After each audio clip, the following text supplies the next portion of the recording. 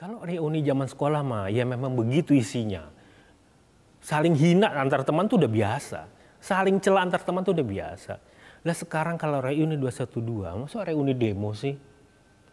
Reuni menjatuhkan Ahok, masa reuni lagi? Terus siapa yang mau dijatuhkan sekarang? Dengan cara seperti ini lagi.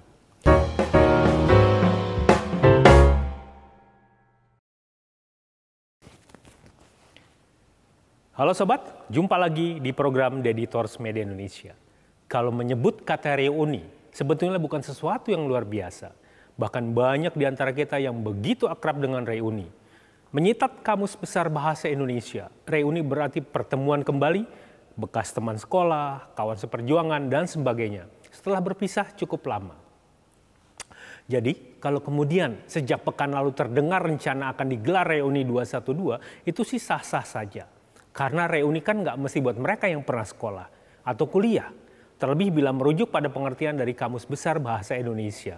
Jadi siapapun berhak menggunakan kata reuni kalau memang untuk tujuannya adalah untuk ngobrol, untuk ketemu, ya berhahaha lah kira-kira begitu. Sehingga kalau kemudian steering komite reuni 212, Selamat Ma'arif menegaskan, pihaknya akan tetap menggelar reuni di kawasan Patung Kuda, Jakarta Pusat dan Masjid Az-Zikro, Sentul, Jawa Barat, Kamis 2 Desember 2021, itu pun sah-sah saja. Sama sahnya kalau kemudian Polda Metro Jaya tidak mengizinkan acara reuni tersebut. Satgas Covid Provinsi DKI tidak merekomendasikan kegiatan tersebut. Ini juga yang menjadi dasar daripada Polda Metro Jaya tidak mengeluarkan izin terhadap kegiatan reuni 212 yang dilakukan di Patung Kuda maupun di wilayah hukum Polda Metro Jaya yang lain. Selamat menuturkan, ajang reuni 212 tidak perlu izin karena merujuk Undang-Undang Nomor 9 Tahun 1998 tentang kemerdekaan menyampaikan pendapat di muka umum.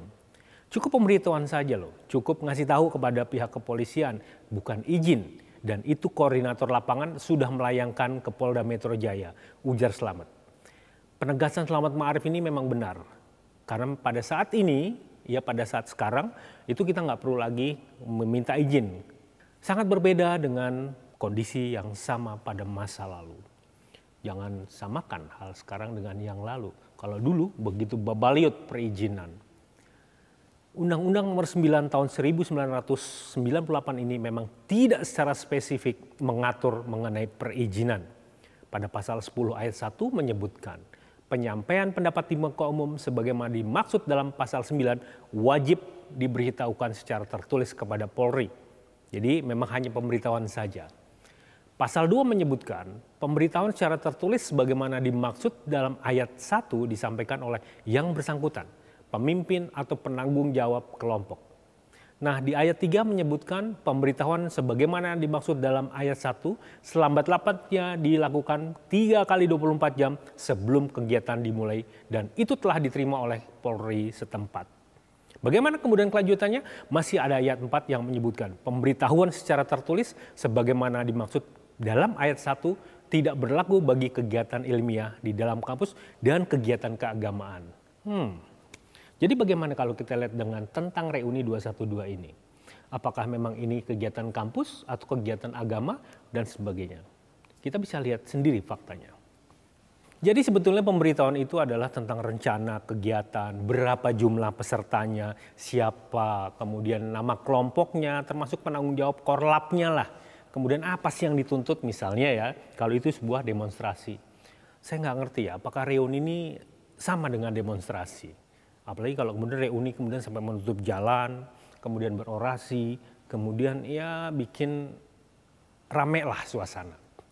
Secara gamblang sudah dijelaskan dalam aturan perundangan bahwa reuni 212 sudah bisa memenuhi syarat dan tidak melanggar aturan. Jadi memang secara kasat mata apa yang dikatakan oleh Selamat Ma'arif memang benar, nggak perlu izin, cukup pemberitahuan saja.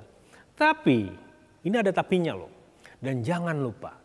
Ada aturan lain yang secara spesifik mengatur masalah model yang kayak ginian nih.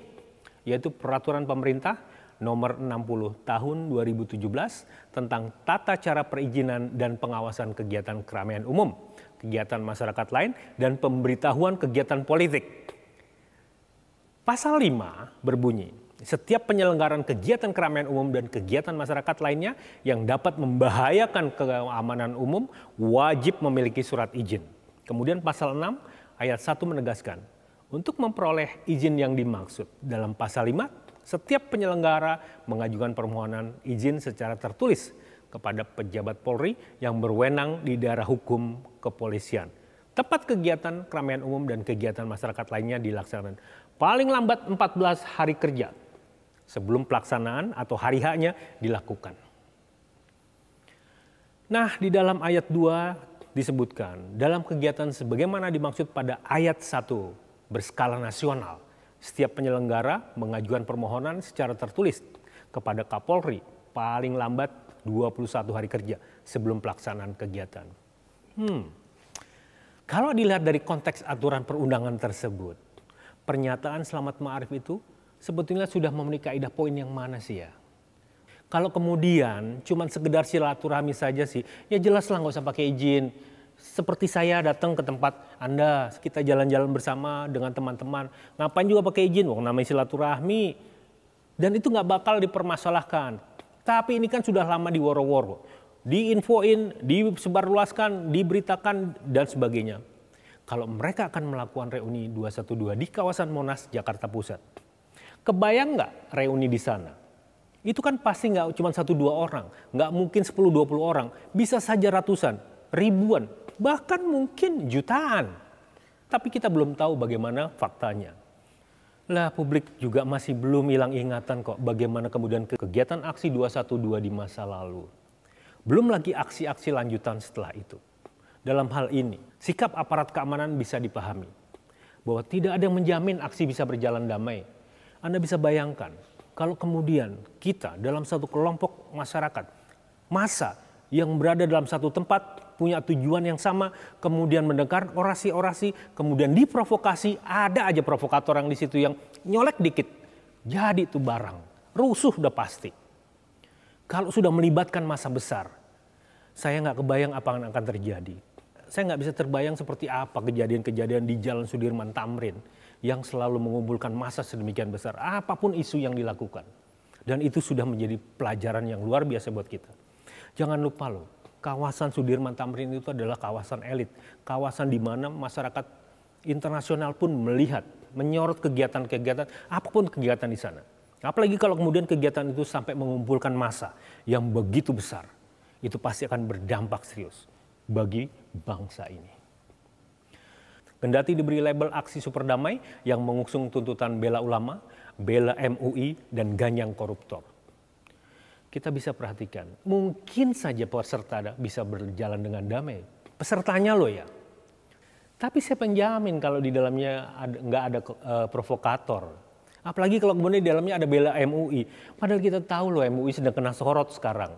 Terutama MUI DKI Jakarta. Yang ya kabarnya sih, tapi mudah-mudahan sih nggak benar kabar yang saya terima menjadi buzzer. Ya itu mungkin bohong lah. Atau kemudian MUI pusat, yang salah satu pengurusnya justru sedang tersorot karena kasus terorisme. Kalau kemudian akhirnya pihak Azikro pun tak memberi izin, boleh jadi karena mereka memang sedang berduka. Boleh jadi mereka memang sedang berkabung karena salah satu putra almarhum Kiai Haji Muhammad Arifin Ilham yang bernama Muhammad Amir Azikro wafat pada Senin dini hari 29 November 2021. Jadi kendati aksi itu yang saya dengar-dengar juga dibalut untuk mendoakan Amir, rasanya kok ya berlebihan lah. Apapun alasan itu, apapun untuk mendoakan, ternyata tidak menggoyahkan pengurus Masjid Az-Zikro. Mereka tetap tidak memberi izin. Saya bertanya-tanya juga kalau sudah begini. Kalau memang niatnya mendoakan, ya dari rumah aja lah ya. Tapi apa iya sih, doa hanya bisa diijabah di Jalan Tamrin yang berkumpul dalam jumlah yang besar. Padahal doa itu membutuhkan tempat yang tenang. Doa itu harus dilantunkan dengan lirih, tidak perlu berteriak-teriak, apalagi pakai toa. Kalau dalam penjelasan Kepala Bidang Humas Polda Metro Jaya, Komisaris Besar Endra Zulpan, Polda Metro Jaya memang tidak mengizinkan karena panitia tidak mendapatkan rekomendasi Satgas COVID-19. Rekomendasi itu menjadi syarat, salah satu syarat untuk keluarnya izin. Bahkan, ini yang paling asik. Gubernur DKI Jakarta, Anies Baswedan pun segendang sepenarian dengan Polda Metro Jaya. Padahal kita tahu. Ya sudahlah, itu masa lalu lah ya. Nggak perlu kita ungkit-ungkit lagi 212 dan Anies Baswedan. Sakit dengernya. Zulpan menyebut, untuk melaksanakan aksi di kawasan Patung Kuda dan Monas, izin tersebut langsung di bawah arahan pemerintah Provinsi DKI Jakarta. Tapi dengan satu catatan juga, kudu ngantongin yang namanya rekomendasi Satgas COVID-19. Dan ini yang tidak didapat dari 212. Saya mohon maaf banget. Saya mohon maaf banget nih Pak Slamet. Kenapa sih harus menggelar reuni? Kenapa sih gelar reuni seperti ini? Dalam kondisi yang kayak gini juga gitu loh. Apakah reuni ini begitu urgent untuk kelompok Anda? Apakah nggak sebaiknya ditunda sampai COVID-19 bisa diajak berdamai? Kalau kelompok Anda tidak percaya tentang adanya COVID-19 ini, ya nggak apa-apa. Itu pun juga nggak masalah. Memang hak Anda dan kawan-kawan untuk seperti itu. Kalau memang benar seperti itu ya, tapi saya tidak ingin menuduh. Tapi kalau kemudian masyarakat menjadi ketakutan, masyarakat menjadi cemas, melihat kerumunan massa yang begitu besar jumlahnya, yakin tidak akan terjadi apa-apa. Saya percayalah, peserta 212 ini adalah orang-orang yang punya akhlakul karimah. Revolusi akhlak yang luar biasa. Apa contohnya? Pada saat 7 juta umat berkerumun di Monas dan sekitarnya. Nggak rusak tuh Taman Monas. Itu luar biasa loh. Nggak ada sampah di kawasan Monas. Itu hebat. Saya top, saya salut. Tapi juga jangan lupa, ada masyarakat yang punya hak untuk hidup tenang. Bukan cuma Anda dan kelompok Anda yang berhak begitu. Mereka, seperti juga 212, punya hak yang sama di DKI Jakarta ini. Kita punya hak yang sama, sama-sama warga DKI. Mereka punya hak hidup damai tanpa dibalut rasa ketakutan. Anda dan kelompok Anda pun punya hak untuk bersuara, untuk menyampaikan pendapat, apapun pendapat itu. Saya akan dukung kalau Anda dan kelompok Anda bersikap kritis terhadap pemerintah. Wajib yang namanya pemerintah itu dikritisi. Wajib yang namanya pemerintah itu harus diawasi. Nggak boleh mereka bisa berjalan seenak hati. Karena itu bisa berujung pada tirani. Mbok ya dipahami, mbok ya dimengertilah. Bahwa masih banyak masyarakat yang trauma. Masih banyak masyarakat yang takut bahwa aksi 212 ini akan berujung ricuh. Apakah Anda pernah berhitung berapa banyak warga yang ketakutan? Berapa banyak yang warga yang harus terhenti aktivitasnya karena terhalang jalannya menuju tempat aktivitas mereka? Apalagi ditambah pandemi belum berakhir. Dan kini sudah ada yang namanya varian Omikron yang tak kalah ganasnya. Sekali lagi, apakah Anda dan kelompok Anda akan berkilah bahwa virus itu merupakan ciptaan Allah dan hanya Allah juga yang bisa mencabutnya? Saya sepakat dengan kilah itu. Saya mendukung pendapat itu. Tapi saya tidak sepakat kalau kemudian kita lupa bahwa ada usaha, ada upaya yang harus dilakukan untuk agar kita tidak terpapar virus laknat itu. Itulah yang namanya ikhtiar. Bahkan di dalam agama kita, agama Islam, ikhtiar itu wajib loh. Ya, setahu saya sih yang namanya ini adalah saat untuk berbagi keceriaan. Berbagi cerita sambil hahaha, sambil cengenges-cengenges, sambil kemudian saling cela-celaan di antara kawan-kawan. Bercanda, bercerita masa lalu yang lucu-lucu. Jadi itulah makna reuni sebetulnya. Makna sesuatu yang memang ya menurut persepsi saya adalah satu hal yang memang paling asik lah kalau untuk dikenang. Apakah kemudian itu yang ingin dilakukan oleh reuni 212? Saya kok nggak yakin. Kalau reuni zaman sekolah mah ya memang begitu isinya. Saling hina antar teman tuh udah biasa. Saling celah antar teman tuh udah biasa. Lah sekarang kalau reuni 212, masa reuni demo sih? Reuni menjatuhkan Ahok, masa reuni lagi? Terus siapa yang mau dijatuhkan sekarang? Dengan cara seperti ini lagi. Tapi kalau kemudian reuni yang pada akhirnya malah membuat orang merasa ketakutan, yang malah orang menjadi merasa antipati, masa masih bisa disebut reuni sih? Bu Ia cari istilah lain yang paling tidak bisa menarik simpati masyarakat. Apalagi kalau di reuni 212 ini, saya nggak yakin kalau nggak ada yang namanya orasi. Yang namanya orasi pada saat kerumunan seperti itu, isinya kan ada agitasi, ada propaganda, bahkan mungkin bisa sampai kepada provokasi. Dan yang paling buruk kalau kemudian itu menjadi wahana untuk menebar kebencian. Itu yang nggak boleh terjadi. Karena kita udah sama-sama hidup di zaman modern, zaman teknologi. Kalau bisa dilakukan lewat daring, kenapa juga harus luring?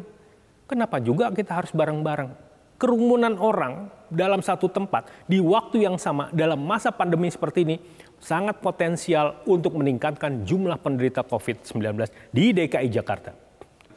Untungnya Bung Anies nggak setuju. Saya nggak tahu alasannya apa. Namun selama ini saya belum dengar Bung Anies bicara. Baru Kabid Humas Polda Metro Jaya yang bicara. Saya belum dengar lah kira-kira apa sih alasan dari Pemda DKI yang tidak mengizinkan. Saya sih nggak mau berprasangka buruk lah, nggak mau seuzon bahwa kemudian ini seperti kacang lupa kulit. Ya mudah-mudahan sih salah pendapat saya. Tapi begini saja, atau mungkin ada pemahaman yang berbeda antara kita, antara saya dengan Anda, Bung Slamet Ma'arif, tentang reuni. Kalau saya merujuk pada KBBI, saya nggak tahu Pak Slamet merujuk pada apa.